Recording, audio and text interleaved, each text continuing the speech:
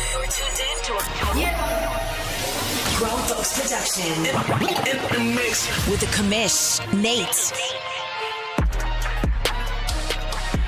That's right, Randy. We are back, and we are doing this thing here on Press Pass Live. Welcome to Press Pass Live, your weekly OMFL podcast show, the world's oldest and longest online Madden CFM. Started in 2001, still going strong today. I'm your host, the Commish, Nate, running solo here for the next couple of weeks. I think we'll begin having some friends join us here pretty soon, but until then, it's just going to be me, and tonight's going to be a pretty short show because, well, I've been going all week, so I got to play a little bit of catch up. We did tweak the sliders before we get rolling here, so remind me in the chat to talk about that once we get towards the end of the show. Minor tweaks, but still trying to get some pass rush in there, something I'm keeping an eye on.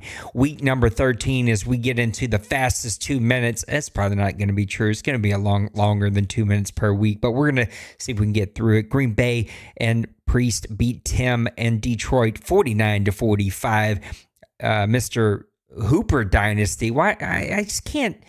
I got to get Luca's new name memorized. I don't have it. He beats Dwayne 38-33. That's impressive. Denver with a 34-31 victory over Mr. Nipples. C. Murder Colin with a 35-24 win over Twinkie. The Carolina Panthers and Birdman fall to D-Money and the Rams 34-27.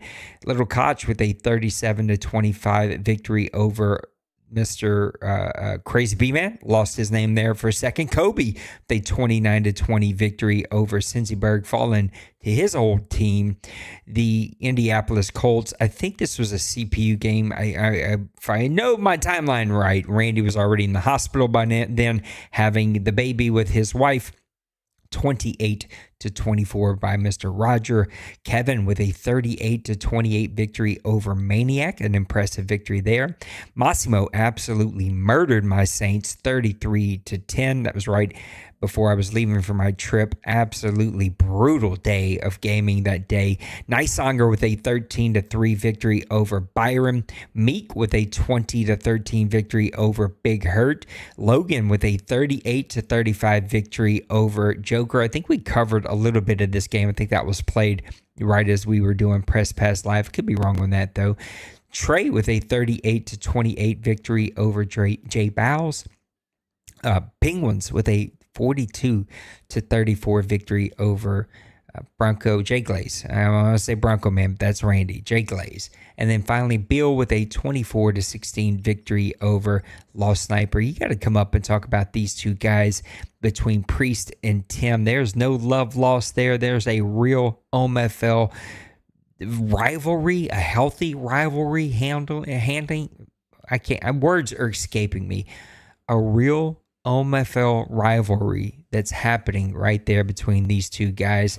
You can see the offensive rushing yards, just a slight edge there to Priest. The passing yards, though, going to Tim, 443-321.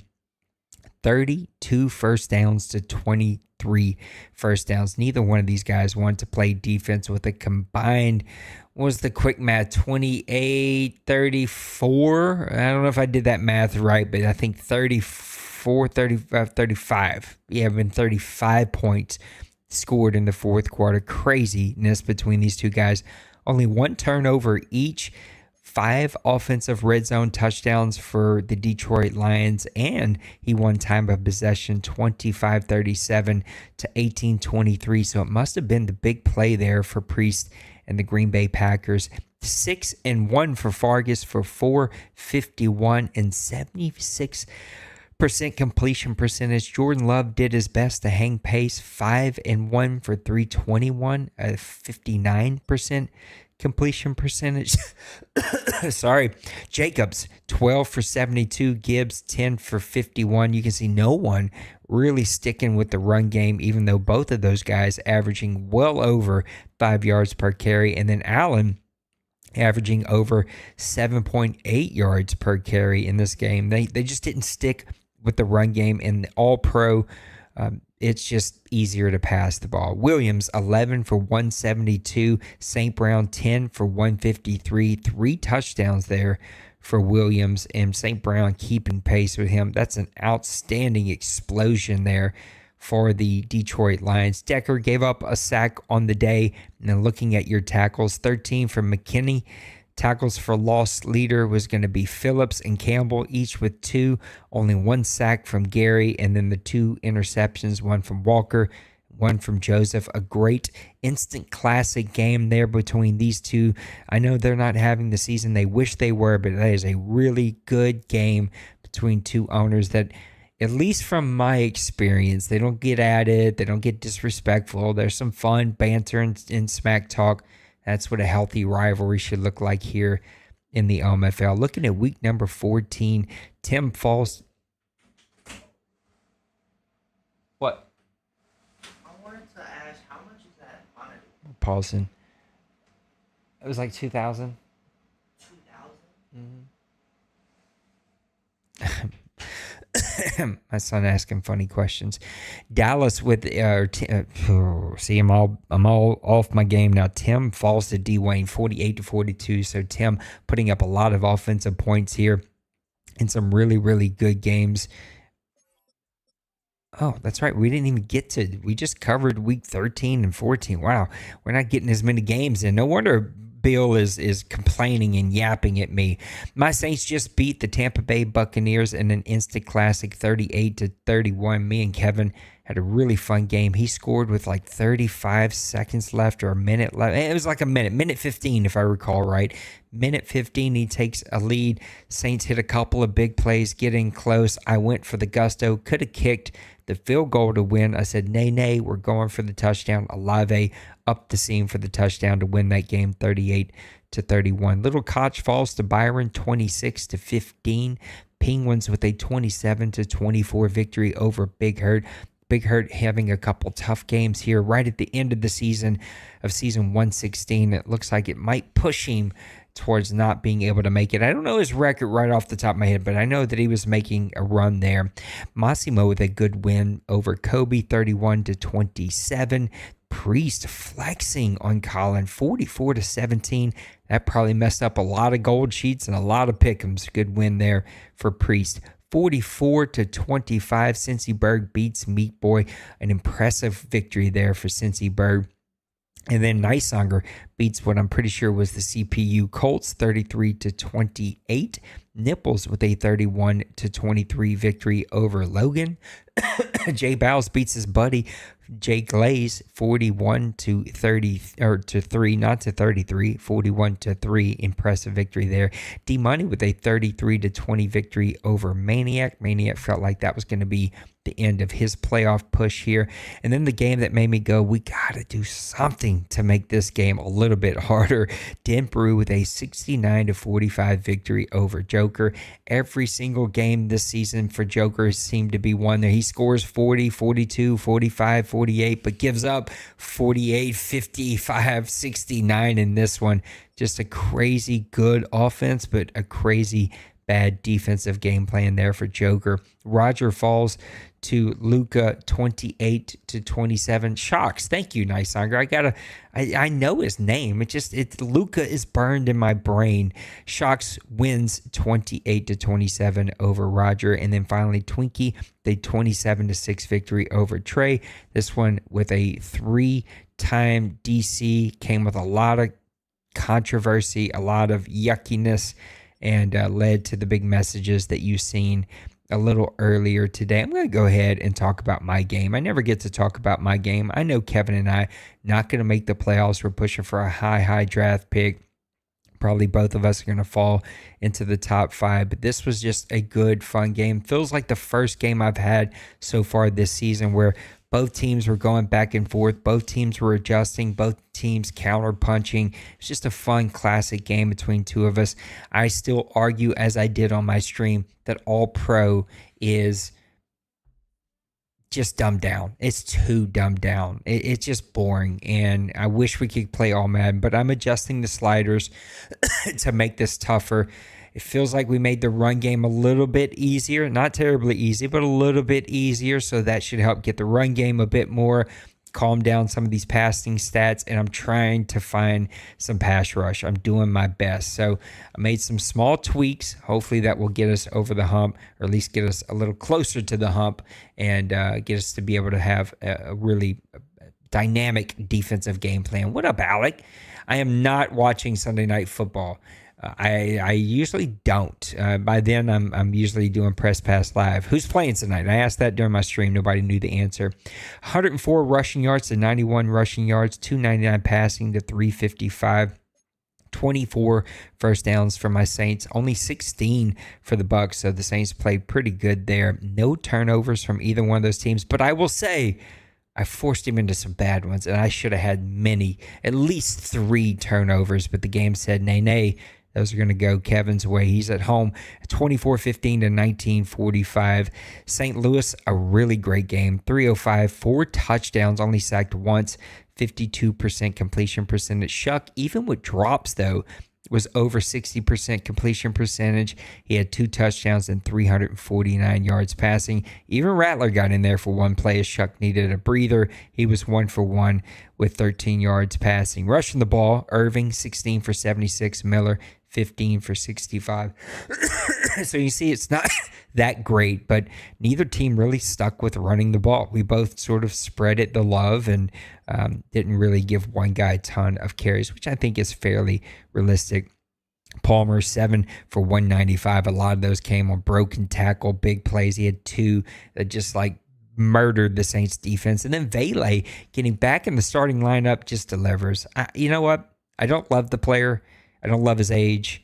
Love his size. Don't love his speed. The guy just makes plays. And so we got to start getting him back in the lineup. Olave, 6 for 77, but he did have a couple of drops, as did Shaheed. But they also had some big catches late in that game. And then looking at your defensive leaders, Sanchez, 8 tackles on the day. Most of those are going to be assists.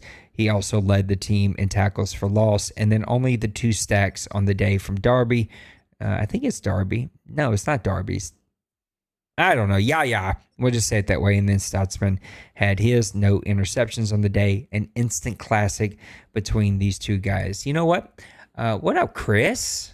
Long time no see, bud. I forgot to do something. So let me do this right now. This is going to get weird for just a second. But stay with me, okay? I forgot to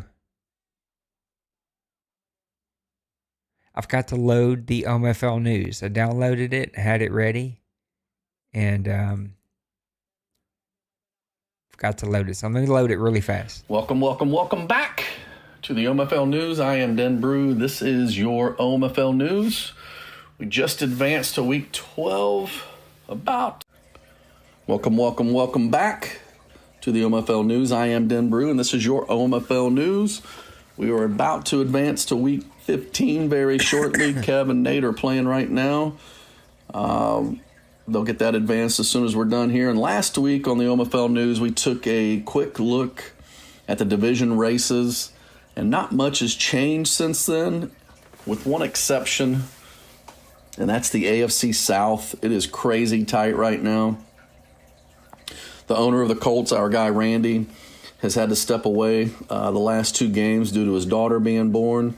And congratulations once again, Randy. We're all hoping you get to bring your beautiful daughter home very soon.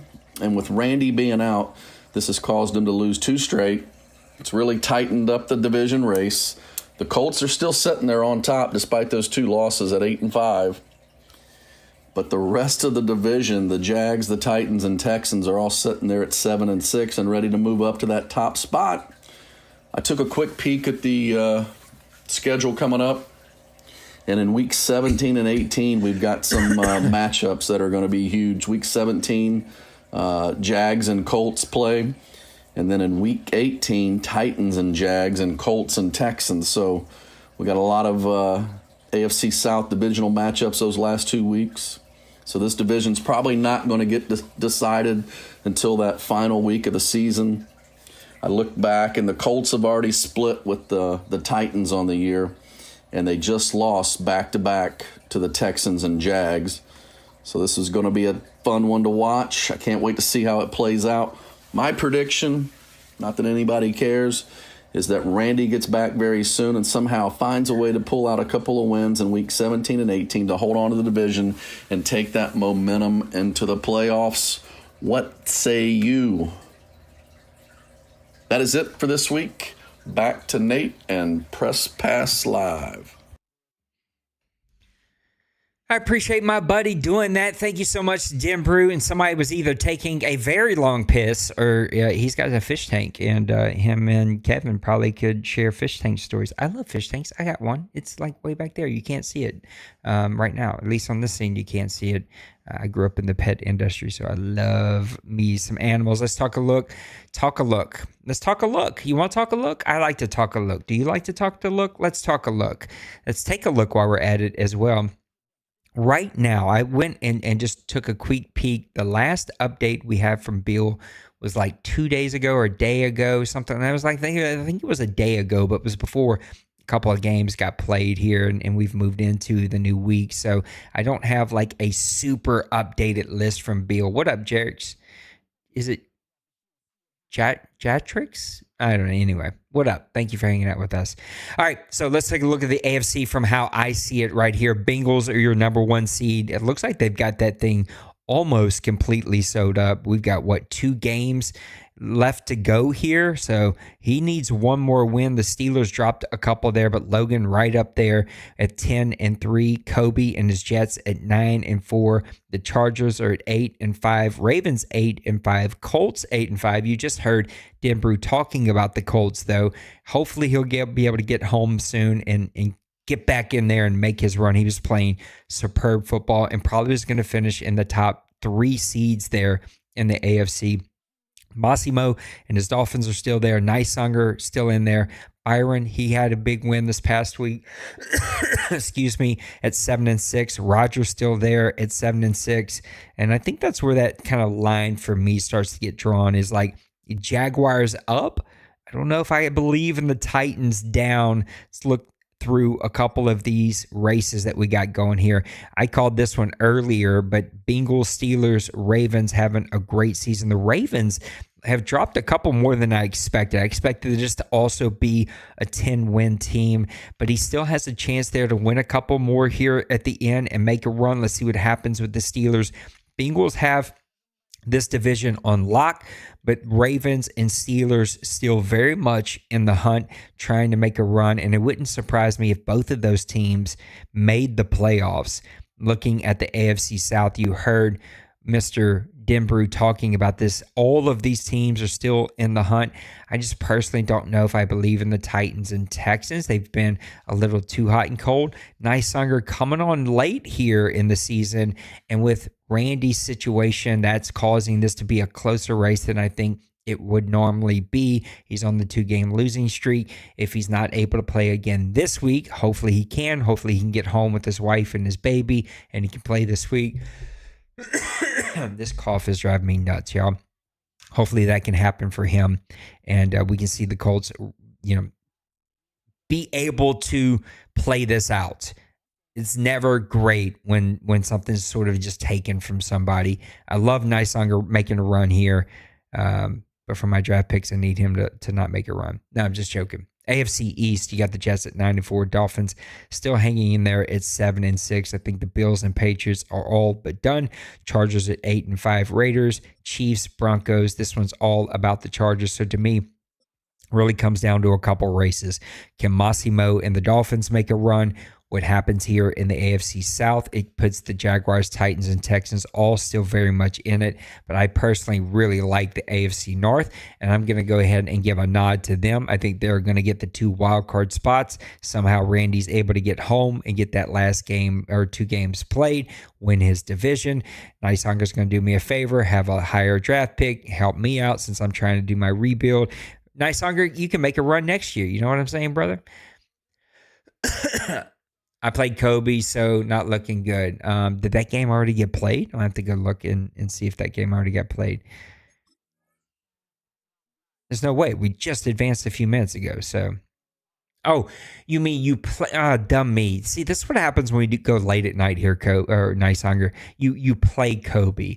I'm hoping Kobe is doing okay. I know he's had a lot going on, but I am pulling for you, Kobe. If you do watch this, looking at the NFC, looks like Mr. D Money's got everything rolling his way this season on a oh my goodness, y'all. I need a nap. On a 7-game winning streak. I should be pretty good at this. I get paid to talk for a living, but I got to get my thoughts together here. D-Money, 7-game winning streak, sitting at 11-2, but Bill's making him earn every ounce of it, sitting at 10-3. D-Wayne sitting at 10-3, even with some crazy losses you wouldn't normally expect him to have. And look what the Penguins, right? No, yes, Penguins and the Commanders. Do I have that right? I don't have that right. Do I? Yes, I do have that right. 5-game winning streak, making a late run here. Had that team as 4-4, 5-game winning streak to move to 9-4. Meek at 9-4, Cincyberg at 8-5, Colin at 7-6, Bird at 7-6, Twinkie at 7-6. For me, that line's sort of Falcons, Bears. I don't know if I believe in these other teams. Bears and Panthers, I don't believe in themselves this year. Twinkie, I just don't think has enough firepower to be able to make a run here this late. Let's look at all of these races. I apologize about this cough, y'all. Since coming home, it is back with a vengeance. It was doing great when I was in New York this past week. Colin, 7-6, so it does look like he's got this division just about wrapped up. Priest with some impressive victories here late in the season. I think it's not going to be too little, too late. Big Hurt has been the big, what happened? 3-game losing streak, a team that looked like they were on the up and up and on the rise. Priest is going to make it interesting, but this one's going to belong to Colin. Looking here at the NFC South, Bird trying to make it a game for Cincyberg and his Falcons at 8-5, Bird at 7-6. Big what if. Let's see if Bird can make a little bit of a run here, but Cincy has looked to be really strong offensively and looks to be playing really good football. NFC East is the most fun division to watch here. You got Twinkie at 7-6, still very much in it and having a really good season, probably one of the better seasons that he's had in quite some time. Penguins on that 5-game winning streak to have his team at 9-4. D-Wayne and Bill both just kind of going back and forth, both teams playing really good football. D-Wayne maybe a slightly abnormal season, but still sitting as a 3-loss team. So how can you really say that? Just from D-Wayne standards, we're used to seeing him have 1 loss or no losses, but Bill having an outstanding season. And in my books, Bill is the player, the coach of the year this year.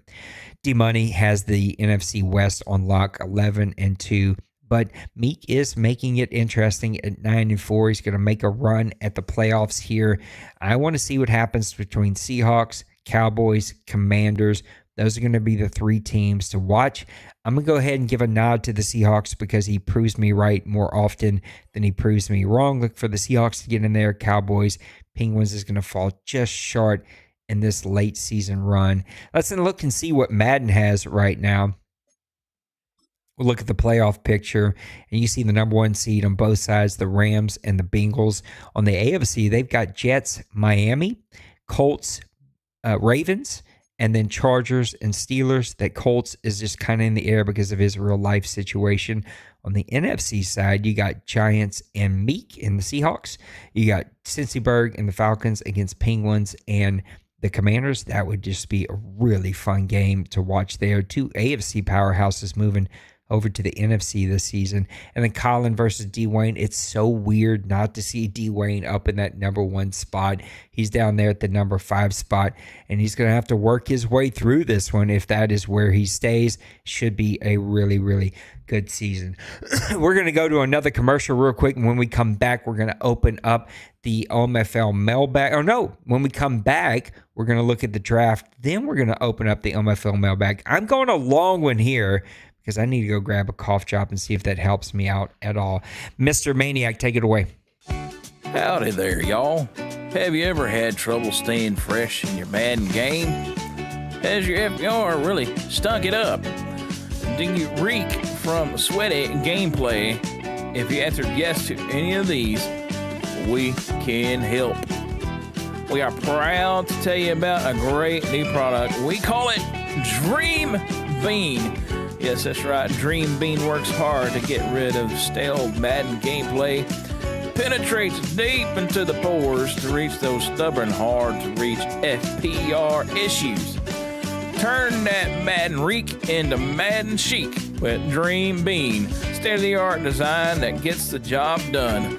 We use all natural ingredients to create the best smelling, cleaning FPR product on the market today. So don't delay. Call now and get yourself Dream Bean clean. Operators are standing by. Call 188-FPR-CLEAN. Call now. I love those so much. I appreciate all of those guys from being able to do those for me. I think we might even have a new one coming out here pretty soon. Let's look at the mock drafts up to this point. Let's see how many we got. We got 2. That's it. I think we get another one here pretty soon. Now, this was early in the season. We got Gleason Culberson going to the Packers. We got Grant Bryson, right tackle, going to the 49ers. A speed edge rusher, Matt Renard, going over to the Chiefs. Jimmy Aragon, a left edge rusher, going to the Bucks. And then Nate Cody, a left edge rusher, going to the Broncos. And then it's just a little updated. We'll see. We're going to go look at a couple of players here. Grant Bryson still going to the 49ers. They're now in that number 1 pick. Matt Renard still going. I think that was Matt Renard that was going to go to the Broncos. No, he was going to the Chiefs. So they have him going to the Broncos now. Jason Culberson, a left edge, going to my Saints. Jimmy Aragon going to the Packers. And Enrique Bowens, a defensive tackle, going to the Browns. Let's go look at a couple players, though, and give you my picks. Let's look and see who these teams are going to be. We're going to come over here to the standings. We're going to go this way. 49ers, Broncos. It looks like the 49ers are going to get that number 1 pick. Broncos, number 2 pick. Saints, number 3. Browns and Buccaneers fighting for 4, 5. Probably should have already had this written down, but I did not. So we're going to go ahead and we're going to write it down right now. So we got 49ers, Broncos, Saints, and then we're going to go Browns and Bucks. Bucks are going to win some more games. I think Browns could too. Both of those guys I really, really like. And I think both of those guys are going to do really well. So let's look at a couple of these players and give sort of my off-the-cuff ideas about who could go where. We're going to go prospects. We're going to go all positions. We're just going to go just like this. So the top 5 for them is going to be Bryson, Richardson, Renard, Aragon, Culbertson. Those are their top 5. Looking at these teams, 49ers 100% could go quarterback. They could also go a variety of other positions. Defense, running back, receiver, I think could be a big, big need for him. I think offensive line, he's going to be fine. I think defensive line, he's going to be fine. Linebacker, they're getting older, but he should be fine. DB, offense, just about anywhere. The big question for me is going to be what he does at quarterback. Let's go look at his quarterback situation really fast. Nope, that's not what we want. We want this. I don't know the 49ers great because I just haven't been able to look at his team right now. Yeah, he's got Brock Purdy still. So, again, I think automatically your mind goes to he's going quarterback, right? Brian Robinson, this isn't great. These stats are not awesome, but you can work with this. Looking at the receiver, Ayuk is fine. I think you could still use some playmaking ability over there. Pearsall is going to be good. I think he needs to start getting him the ball, feeding him a bit more. Offensive line is going to be fine. Then looking at the defense, and Fred Warner's great. He's starting to get older. Nick Bosa, fine. You could probably use another. Oh, no, he's a rookie. Yeah, so he's probably fine at defensive end. Definitely could use cornerback. So I say cornerback, receiver, quarterback. I think he's going to go quarterback at that number one pick, which sucks if you're me because you need a quarterback and you need a quarterback to fall. But I think the 49ers are probably going to go quarterback there. And then it just depends on how these quarterbacks perform whenever we get into the combine settings. You can see Richardson here. There's no way for me to hide any of this. You see Richardson's here. He's got a little bit later talent than the top 5. Wouldn't surprise me if he went Richardson, though. He's got the prototypical everything. 6'4", 228, big arm, out of Utah, smart, can kind of do just about everything. You got Akins here at 231, 6'2", a field general player. Pixon, 6 foot, a little smaller of a guy. Big, though, 233. Another field general quarterback. You got Coles, Mills, 6'4". These are more prototypical strong arm guys. I say that Richardson's just going to be too hard to pass up, and that's going to be the go-to for the San Francisco 49ers. Looking at the Broncos, let's go look at his team really fast. Keep going to the wrong things here. Well, look at the Broncos. He hasn't been around a lot this season because of work, and I think that kind of skewed. And we know how good this team is. He's got Bo Nix. I don't know if he loves Bo Nix. You can see the stats here. 19 and 13 isn't awesome. Everything else, though, is not too bad. So maybe he can get Bo Nix going. Dobbins, Nix, Harvey needs a running back there. I don't know if you're going to go running back this high. Mims, Sutton, Ingram. Maybe he goes receiver, offensive line. I don't know what these guys overall is, but these stats are not good. Greenlaw's great. He's got Benito getting the sacks and Scott Allen. He's got plenty of sacks out of those guys. He's got McMillan and Surtain. I think he's going to go receiver. He could possibly go offensive line. Just if you're at the number 2, do you want to go offensive line? You do have Bryson up here at right tackle. Looks like he's going to be a top 5 guy. You know what? Again, I didn't look at overalls. Look at his money. I'm going Bryson for the Broncos. I think that's the smartest pick. Saints, no questions asked. It's going to be quarterback. If Richardson is gone, what up, Kevo? Instant classic game with you, brother. I'm going to get that thing submitted later. It's really going to be how these quarterbacks perform in the combine. Depends on what the 49ers do. I would assume, though, it's going to be like one of these guys I've got highlighted here. Morales is another guy that I think I've liked. You can see Morales is a guy that needs a lot of work. Hoskins doesn't look like he's going to be it. My favorites have not been updated since some scouting in these last few weeks. I'd say it'd probably be Coles and Mills, be like one of these guys, depending on who performs better. And if the 49ers go one of these guys, I'm probably going to take whatever's left if this is how it plays out. Looking at the Browns, we got to go look at his team because I believe he's got a lot of pieces, and I'm going to be really interested to see what Little Koch can do with the Browns in an offseason where we actually can trade and do those kinds of things, which we were a bit more limited on this past season because of the app, which still has not come out. Sanders 21 and 27, Smith 5 and 8.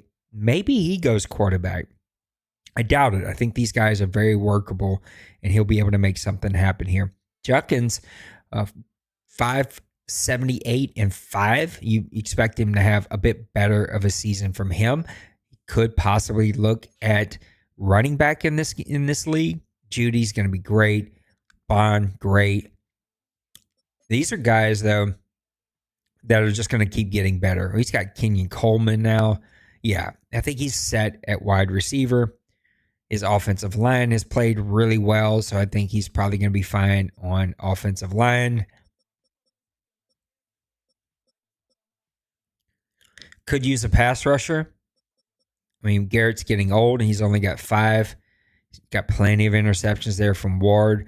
I'm going to go pass rusher. We've got a lot of good pass rushers left in this draft. We haven't even taken one. He's in the top 5, but we've got some really good pass rushers in this one. We've talked about Renard. We've talked about Aragon, Culbertson a little bit when they said he was going to go to me. I say it depends on one of these 3 guys. How do they perform in the combine? They're all top 5 guys. I think he takes the best one.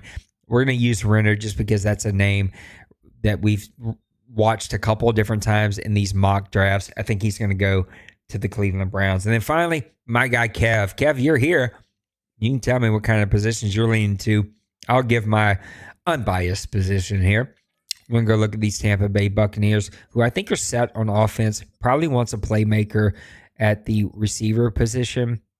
I just don't know that there's going to be one high enough, even though we see that happen all the time. 28-12, St. Louis is going to be a stud as he continues to grow. Looking at the receiver or the running backs, Irvin getting it done, 776 and 7. Receiving, Palmer 59 for 13, Evans 53 for 907. But getting older, Ibuka? No, I'm not saying that right. How do you say it? Anyway, I know how to say it. It's just not registering right now. He'll be a good player. I kind of see him replacing Evans as that big body guy. He's not quite as big, but still a big receiver. Palmer's going to continue to grow in this offense. I could see him. He just said it in the chat. Wide receiver, most likely. Our defense. So we can go look at that defensive line. Bonner, really, really good player there at the Mike position. It's going to be Clancy at the edge, who's got 5 sacks, and then Yaya's got 5.5, and then his interception leader, no cornerback. So, I could even make the case, especially this high, that you could go cornerback, Kevin, in this position. I know you've got some good ones, but they're not turning the ball over, and so I don't know that you will. Clearly, you're here telling me what you're thinking for your team, but I think it is a consideration if nobody on the defensive side of the ball goes and you do finish in that top 5, that could be another position that you could. Ibuka, that's it. Thank you, Cincy. I knew how to say it. I don't know why it stuck. Again, I don't know if there's any wide receivers that could go this high, but you can see Sherwood, a 6 foot, 195 cornerback out of Buffalo. He could be a guy that you look at. Killings, again, it depends on how he performs. Everything depends on how these guys perform at the combine. But Killings is listed as a deep threat. He's 5'11". We know that Madden usually doesn't like to give us those 6'3", 6'4", 6'5" guys that are super duper fast. So 5'11", Killings could be the pick there for Tampa Bay. And I know that Kevin, can't say no to wide receivers. He loves his wide receivers. So I could see that happening over here for the Tampa Bay Buccaneers. All right, let's go open up the OMFL mailbag and get some of these questions answered. I don't think that we have a ton of them here tonight.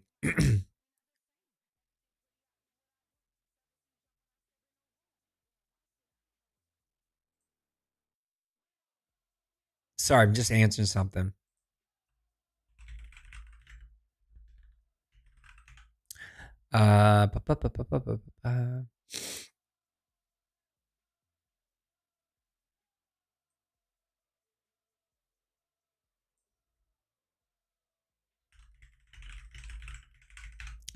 Let's open up this OMFL mailbag. Lots of information started coming in all of a sudden. All right.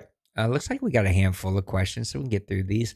Mr. Nicehonger says, what height do you think is best for cornerback? I don't know that height matters that much. Now, one could debate that this Madden, maybe it matters a little bit.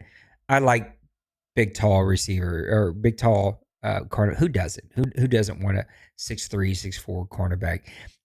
I find 6'1" is usually fine. 6 foot is fine.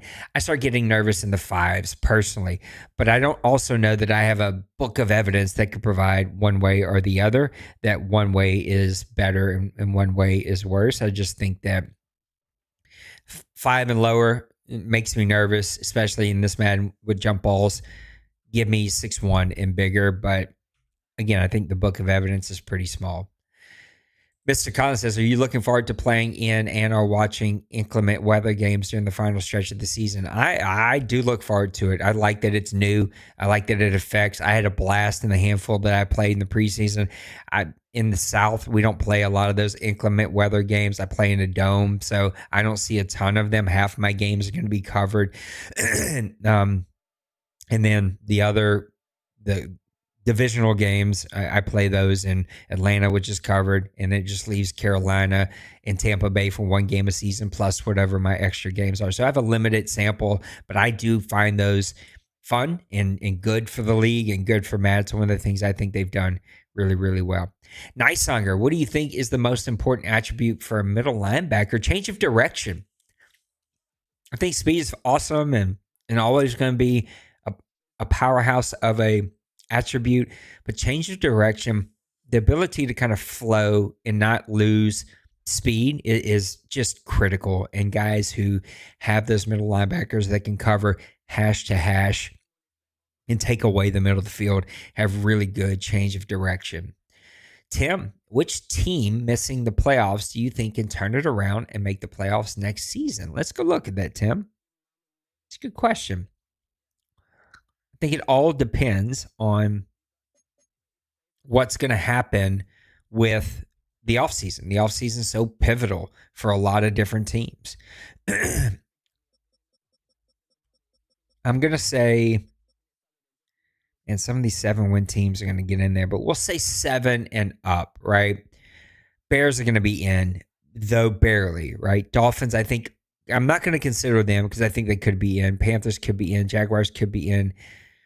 Titans could be in. Texans could be in. Okay, I guess we're going 6. So we're going to go with 6 and lower than that. So Raiders, Packers, Cardinals, Bills, Chiefs, Patriots. I don't know why I keep popping my P's. We're going to work on that.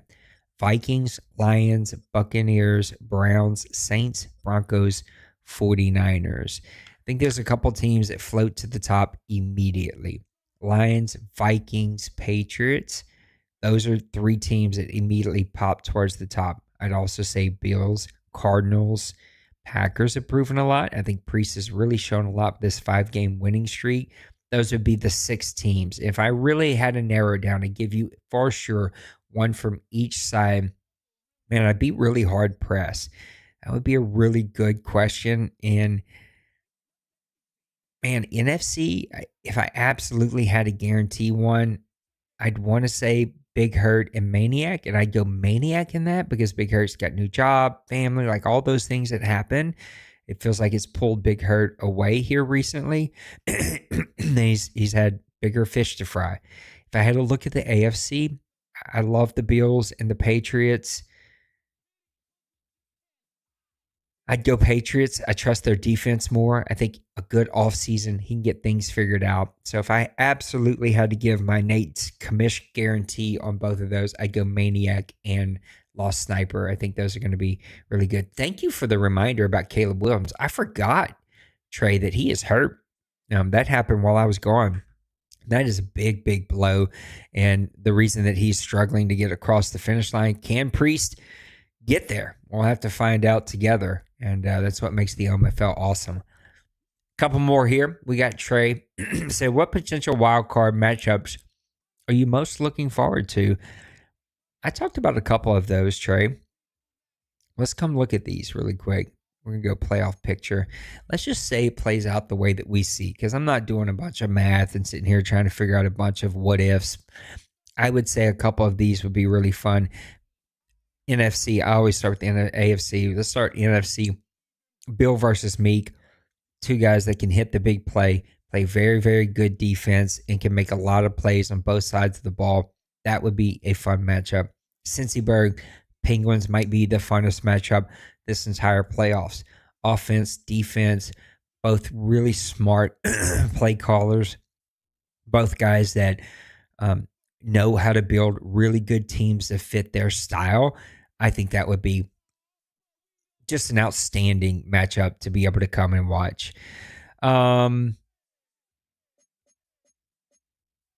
I'd say Jets in Miami, because it feels like both teams are going the opposite directions, right? I think you got the Jets sort of trending slightly down and the Dolphins trending slightly up here late. That could just make for a really good matchup between two teams who are sort of meeting at the right time. And then Trey versus Logan.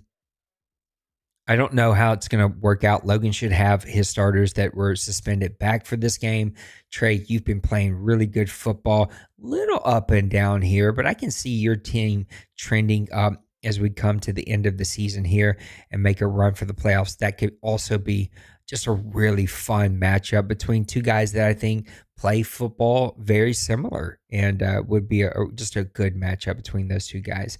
All right, let's look at our last question from Trey. Besides quarterback position, what do you think is most important to rebuild, retool in Madden 26? Taking quarterback position off of the books, that makes it interesting. If the game continues to play the way that we see it right now and nothing major changes in a rebuild, it depends on how your team is made up, right? That always is what skews the question. But let's say it's kind of even across the board. You need absolutely everything in this rebuild, but you don't need quarterback. That's kind of taken care of. I think the position that greatly affects the game the most would be offensive line, just anywhere. If you have a shutdown offensive lineman in the center of your offense, which is where I think football starts, is the center of the field. If you have that guy that can just shut down really good defensive tackles, or let's say you have that and you need that shutdown tackle, I think offensive line would be right there, second B, 2B, defensive tackle. I think if you have a disruptive defensive tackle that can push the pocket. Now, our sliders all pro right now. Defensive pass rush feels non-existent. I'm trying to help us find some. If my slider adjustment doesn't work this time, then I'm going to think it's backwards and I'm going to go the other way and test that. It's really the only way to do this, and we'll see how it plays out. But I would say outside of quarterback, I'm going offensive line, any position, and then technically I could say defensive line, but I would say defensive tackle specifically. Trey said, I gained a lot of weight, confidence in the A's time, foolish behavior.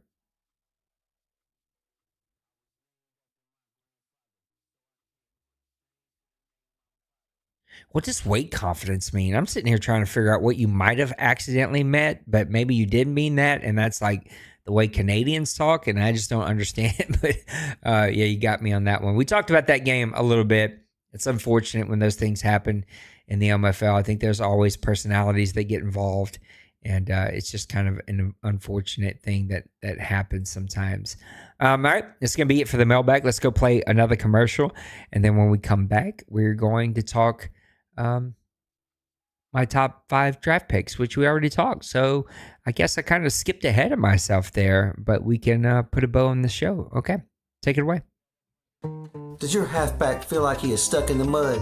No matter which direction you go or what button you push, you just can't seem to shake that pesky defender. Well, don't you worry. I've got just the thing for you. It's Birdman's Jukes and Jerky Sauce. Yep, you heard that right. Just a dab will have you juking like the Birdman, and those pesky defenders will fall away. Get the sauce today before your rival buys it first. And remember, when your back can't juke, we'll sauce it up for you. Trey, we don't limit. Well, I guess we limit, but we don't take stunts off the table. So you just have to be strategic about them. Yeah, I did make some changes. Again, we lowered pass rush. I think I'm finding that this Madden, the sliders have like a 1 number cliff to where, like, if you went to 5, right, that's usually where we stay. It's like you make adjustments of 5. You don't quite get there. But then if you just go 1 beyond or 1 before the 5, you find where you want to be. It has been that way for quarterback accuracy. 44 plays more realistic. You get the more kind of random throws when the quarterback should be making random throws. Bad quarterbacks look bad. Good quarterbacks look good. At 44, at 45, every quarterback's putting up 300 plus yards and 3 touchdowns. Run blocking feels the same, right? Tackles feel the same. So right now, the way that we have it, I'm going to call them out, and then we'll get out of here tonight. I still did an hour show. I put pass blocking at 44 instead of 45. That way, we've got that 1 point and see if that's going to get it. Because 45, me and Kevin had no sacks on either side. And I get neither one of us have great offensive lines or defensive lines, but they got to be some kind of sack. Well, I'm lying to you. I'm sorry. We each had one sack. Pass blocking at 44. Run blocking at 54. I felt like it was a little too good this past game. So just one little notch down. And we're going to keep an eye on tackling, which also was really bad in Kevin and I's game. We had some weird interactions, but that's the biggest changes is pass blocking to 44, run blocking to 54. Everything else is staying the same. We will keep an eye on tackling and see how that plays out. I'm trying to get some pass rush going again. If this doesn't work at 44, then we're going to go the other way. We're going to go 55 and see how that feels, because sometimes I believe the conspiracy theories that these things are backwards. Overall, I think things seem to be going really well while I was going. We had the one little scuffle in that Chargers-Eagles game. That was unfortunate, but I think DCs just in general are unfortunate. And my message wasn't super received well about streaming, but I'm sorry. There are some sort of intentional requirements if you're going to play here. I personally know that there are family life situations that get in the way. And for a season, that's fine. We will work with you. We will be patient. We'll be understanding, all those things. For a season, maybe physically a season. But overall, every single one of you should be hardwired. And everybody here should have internet where you can stream and play. There's just required. And I try to give a pass and say, upload your videos, whatnot. It's just not enough. You got to stream. You got to stream live. It's just too many things that can go yucky, and it gives people ammo to say things that may or may not be true. But when you're not streaming live, there's no proof. So you just have to around here. And hopefully people understand that. Again, we can be patient, understanding all those things. But sooner or later, that has to be something that every owner here has to be able to figure out for themselves. All right, guys, I have streamed back-to-back. Seems to be what I do here lately. This cough is back. It's kind of wore me out here today. And I've been traveling all week, so I'm kind of just at wit's end. And we did an hour show, so it's not too bad, right at an hour. So I appreciate Denbrew for getting me some OMFL news, as always. I appreciate all the guys for getting us the commercials. Tim wants to do one, so I got to get with Tim this week, see if I can help him figure that out. And we're coming down to the end here. Got some playoff races. I'm hoping that I can call some games this week. Should be a ton of fun. Guys, take care of yourselves, okay? I hope that you have a really great week. Stay engaged, stay plugged in, take care of yourselves, take care of those around you. I love you. I'll see you on the next one, okay?